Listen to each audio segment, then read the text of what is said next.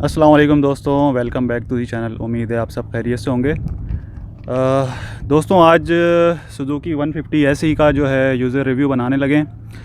अच्छा, इस वीडियो को स्टार्ट करने से पहले एक चीज़ मैं आपको क्लियर कर दूं कि ये जो वीडियो है ये यूज़र रिव्यू है, कोई टेक्निकल रिव्यू नहीं है। टेक्निकल रिव्यू के लिए आपको पता है जैसे कि हमारे दोस्त हैं हॉर्स पावर पीके हारिस भाई और अकीक अंसारी भाई हैं डेड बाइकर ड्यूड, तो उनके चैनल पे आपको टेक्निकल रिव्यूज़ भी मिल जाएंगे और यूज़र रिव्यू भी मिल जाएंगे। लेकिन ये जो वीडियो है वो ये टोटली जो है यूज़र रिव्यू है। इसका बनाने का मकसद सिर्फ ये है कि एक बाइक आप जो चला रहे हैं उसके अंदर आपको क्या प्रॉब्लम्स फेस होती हैं ट्रैवलिंग के हवाले से, और क्या उसके अंदर ऐसी खूबियाँ हैं जो आपको पसंद आई उस बाइक के अंदर और आपने वो बाइक ली। तो इससे पहले आपने देखा होगा मैंने RX-3 का एक रिव्यू छोटा सा बनाया था, वो भी हमारे दोस्त अब्दुल कयूम मंगश की बाइक थी।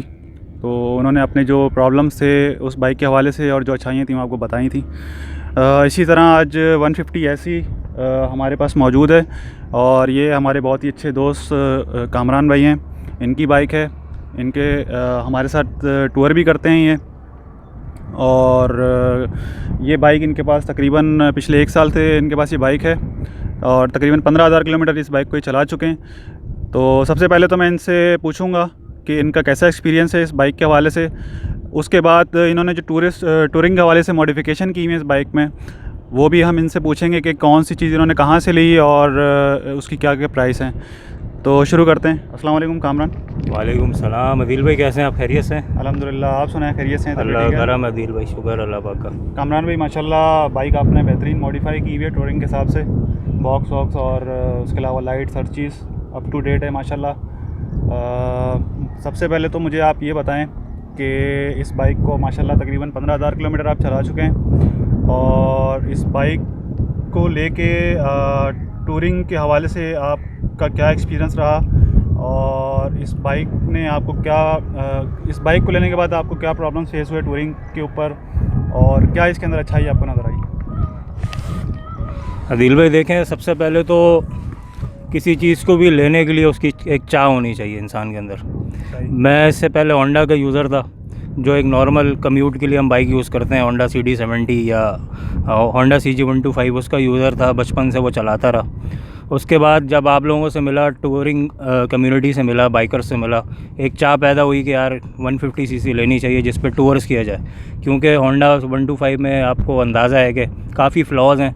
अच्छी बाइक है कम्यूटिंग के लिए, लेकिन उसको आप टूरिंग के लिए इस्तेमाल नहीं कर सकते, उसमें वाइब्रेशंस हैं, दीगर कई मसाइल हैं। इसलिए मुझे एक शौक़ पैदा हुआ कि जी 150 सीसी बाइक की तरफ मूव करना चाहिए।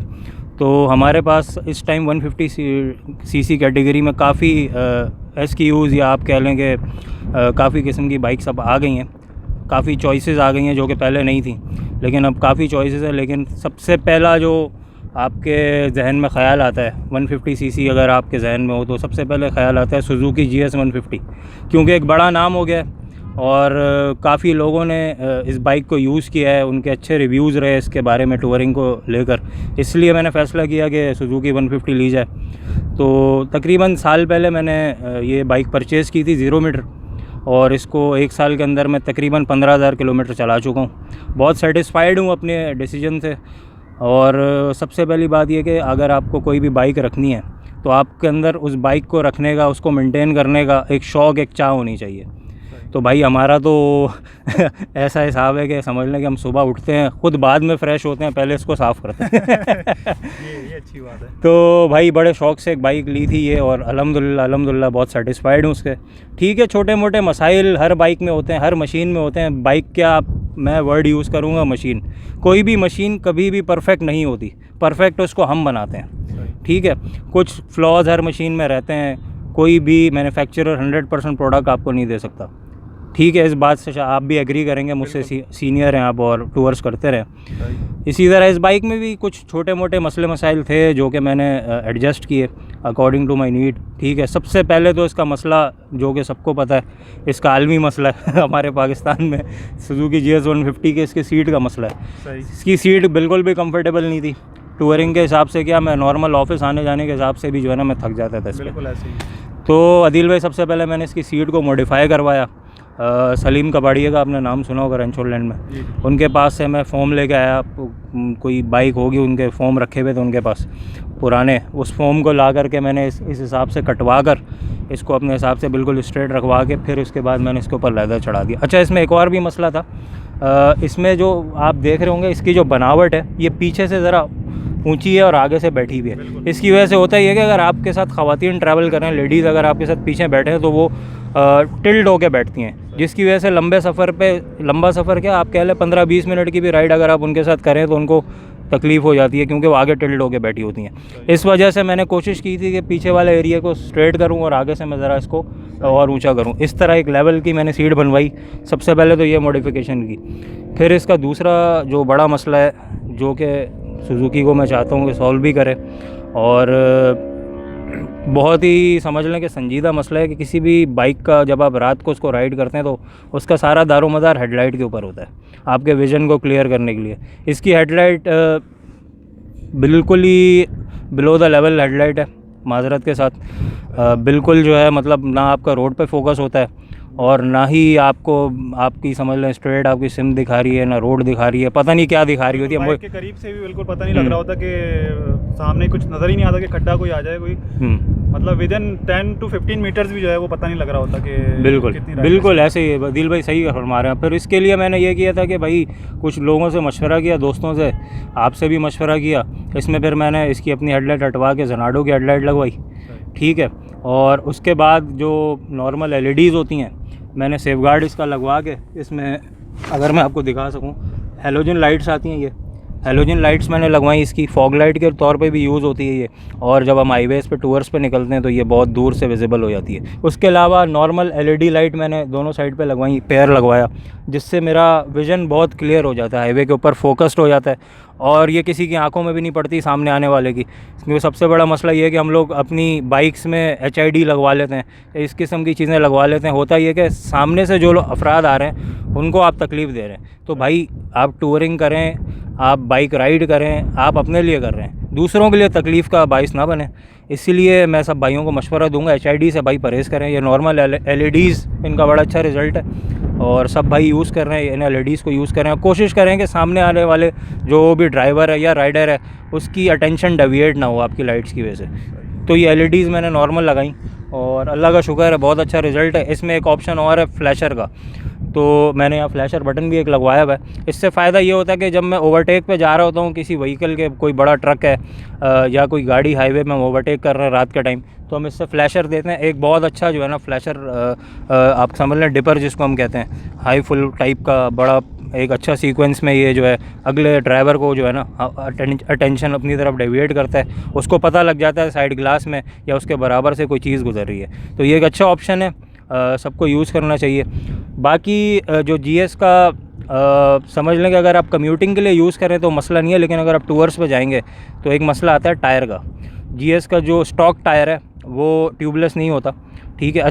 पैंथर ट्रैकर टायर वो देते हैं GS वाले स्टॉक में, अच्छा टायर है, लेकिन वो अगर आप विद इन सिटी यूज़ करें तो ठीक है, अगर आप उसको हाईवेज़ पे ले जाएं तो प्रॉब्लम क्रिएट करता है। इस वजह से मैंने उसका टायर चेंज करके टिम्सन का टायर लगाया ट्यूबलेस 100-90-18 का। उसके बाद मेरी बाइक में स्टेबिलिटी बहुत ज़्यादा आ गई। अब मैं समझ लें कि बाइक स्किड भी नहीं करती और रोड पे उसकी जो राइड है बहुत स्मूथ हो गई है, स्टेबलाइज हो गई है, ठीक है। बाकी टूरिंग बॉक्स आप देख रहे हैं, साइड बॉक्सेस और टॉप बॉक्स। ये मॉडिफिकेशंस के हवाले से बात करते हैं। तो मैं जो सवाल मेरा ये था कि टूरिंग के हवाले से अगर आपको कोई प्रॉब्लम इसके अंदर फेस हुई हो, तो जैसे कि आपने कहा कि सीट कंफर्टेबल नहीं थी, आपने सीट इसकी मॉडिफाई कर ली। उसके अलावा टायर के हवाले से स्टॉक जो टायर था इसका ट्यूबलेस नहीं था। ज़ाहिर है टूरिंग के ऊपर ट्यूबलेस टायर की एक बड़ी अहमियत है, क्योंकि आपको पंचर की जो टेंशन है वो आपकी रिलीज़ हो जाती है। इसी तरीके से लाइट का मसला था, उसकी जगह आपने ज़नाडो लगा दी है। तो मेरे ख्याल से टूरिंग के अंदर इस बाइक के अंदर हेडलाइट का सीट और टायर के अलावा और कोई ऐसा कोई प्रॉब्लम तो आपने फेस नहीं किया? नहीं अदिल भाई, बस यही छोटे छोटे मसाइल है, इसके अलावा ये परफेक्ट बाइक है।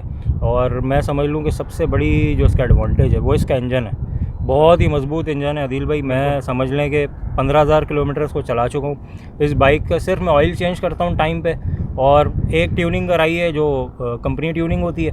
उसके बाद 12,000 किलोमीटर में मैंने इसके टैपेट वगैरह टाइट करवाए थे। उसके अलावा इस बाइक ने मुझे अच्छी से अच्छी ट्रैक पे मैं इसको ले गया हूँ, चढ़ाई वाली जगहों पे भी ले गया हूँ, स्टीप स्लोप्स पे भी ले गया हूँ। कभी भी इस बाइक ने मुझे तंग नहीं किया, कभी मुझे ये फील नहीं हुआ कि मैं कोई अंडर पावर चीज़ चला रहा हूँ। इसका इंजन माशाल्लाह बहुत ही मज़बूत है, और समझ लें कि इस 150 सीसी कैटेगरी जो पाकिस्तान में अवेलेबल है, इसका engine one of the Pioneers है।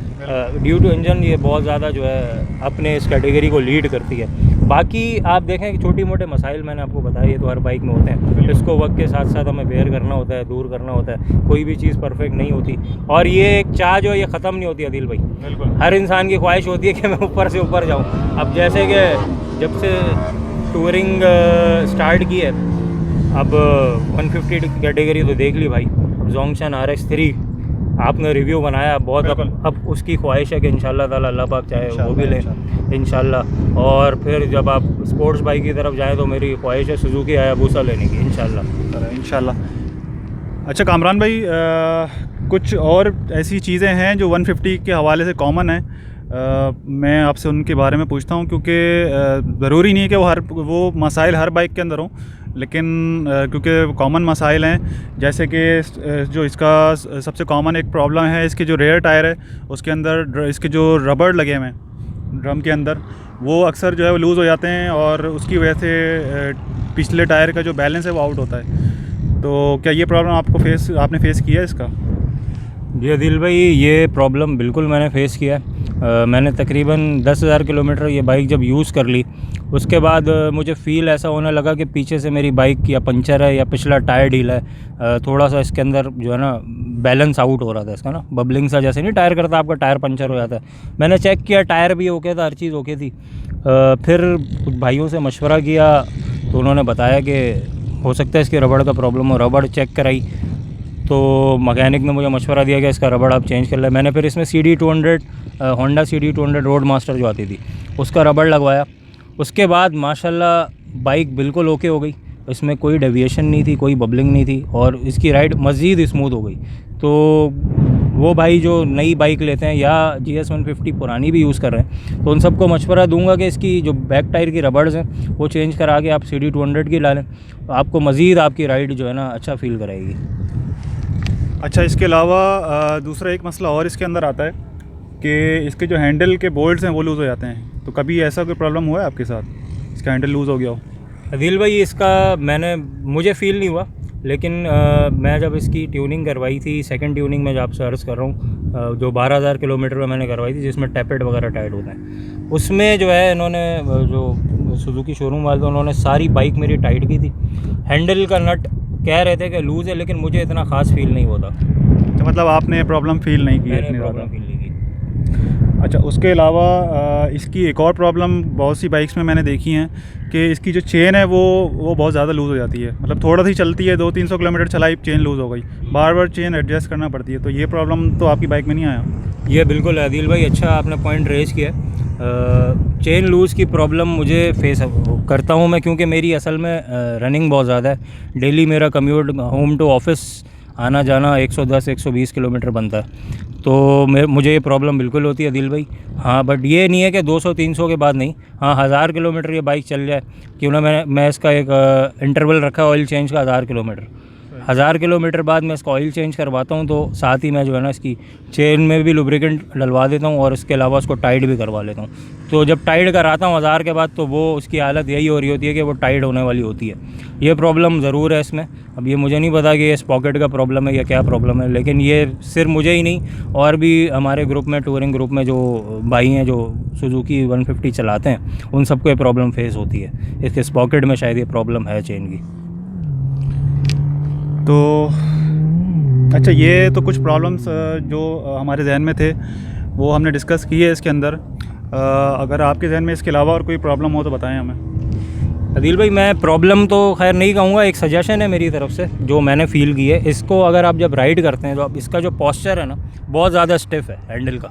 अगर सुजुकी इसमें थोड़ी सी मॉडिफिकेशन करे या आप ख़ुद भी मॉडिफिकेशन करें, यहाँ से इसको 2-2 इंच अगर हम जंप से ना कोई नट रखवा के या वॉशर रखवा के अगर ये हैंडल 2 इंच ऊपर हो जाए ना तो आपकी राइड बड़ी कंफर्टेबल हो जाती है। ये आपके तकरीबन इस आपका जो हैंडल बार है आपका पोस्चर इस तरह का बन जाता है। राइडिंग पोस्चर आपका मॉडिफाई होगा थोड़ा सा, आपको लॉन्ग राइड्स पे थकाएगी नहीं। अभी आप इसको 100 किलोमीटर 150 किलोमीटर जब हम राइड करते हैं, किसी राइड पे आते हैं, तो ये हमारे शोल्डर्स को जो है ना स्टिफ करती है, थकाना शुरू कर देती है। लेकिन ये एक मैंने इसका हल सोचा है, अपनी बाइक में तो नहीं किया, एक दोस्त है उसने अपनी बाइक में ये मॉडिफिकेशन की है, स्पेसर लगाए हैं उसने। उसकी बाइक मैंने राइड की है तकरीबन 100 किलोमीटर ऑन वन शॉट, बिल्कुल विदाउट ब्रेक। तो मुझे ये कंधे के थकाने वाली प्रॉब्लम नहीं आई। अब क्योंकि लॉकडाउन था, मामलात ऐसे चल रहे थे, मैकेनिक नहीं मिल रहा था, तो मैं भी ये मॉडिफिकेशन कराऊंगा, यहाँ पे स्पेसर लगवाऊंगा 2-2 इंच के। इसके बाद ये प्रॉब्लम हल हो जाएगी। अच्छा, ये बिल्कुल पॉइंट मेरे जहन से निकल गया था। मेरी भी जैसे कि आप लोगों को पता ही होगा 4 साल मैं GS 150 चला चुका हूँ, तो उसके साथ भी ये प्रॉब्लम था कि मेरे शोल्डर्स पेन करना शुरू कर देते, क्योंकि हैंडल की पोजीशन इसकी थोड़ी इस तरीके की है और मेरी बाइक एक साइड पे गिरती थी, तो बैलेंस भी उसका जो है वो बिल्कुल एक्यूरेट नहीं था। तुम्हारी बाइक तो नहीं गिरती एक साइड पे? सही है, इसका बैलेंस ओके? बैलेंस हो गया। तो दोस्तों, ये कुछ चीज़ें थी जो इस बाइक के हवाले से हमने डिस्कस की। होपफुली हमने सब चीज़ें कवर कर ली होंगी। हो सकता है कुछ चीज़ें रह गई हों, तो आप ज़रूर चाहें तो क्वेश्चन कर सकते हैं कमेंट सेक्शन में, तो उसका इंशाल्लाह मैं आपको जवाब दूंगा। और अब इसकी बाइक की जो मॉडिफिकेशन हैं जो इस बाइक में हुई हुई हैं, उसके हवाले से अब क्योंकि ये वीडियो काफ़ी लंबी हो गई है, तो उसको मैं एक सेपरेट वीडियो में आप कुछ बना के दिखाऊँगा, इसके अंदर जो जो मॉडिफिकेशंस की हुई हैं। तो इसके साथ ही इस वीडियो को इख्तिताम करते हैं यहाँ पे। हमें इजाज़त दें। वीडियो पसंद आई हो तो इसे ज़रूर लाइक करें, अपने दोस्तों के साथ शेयर करें, और चैनल आपने अगर सब्सक्राइब नहीं किया तो चैनल ज़रूर सब्सक्राइब कर लें। तब तक के लिए इजाज़त, अल्लाह हाफिज़।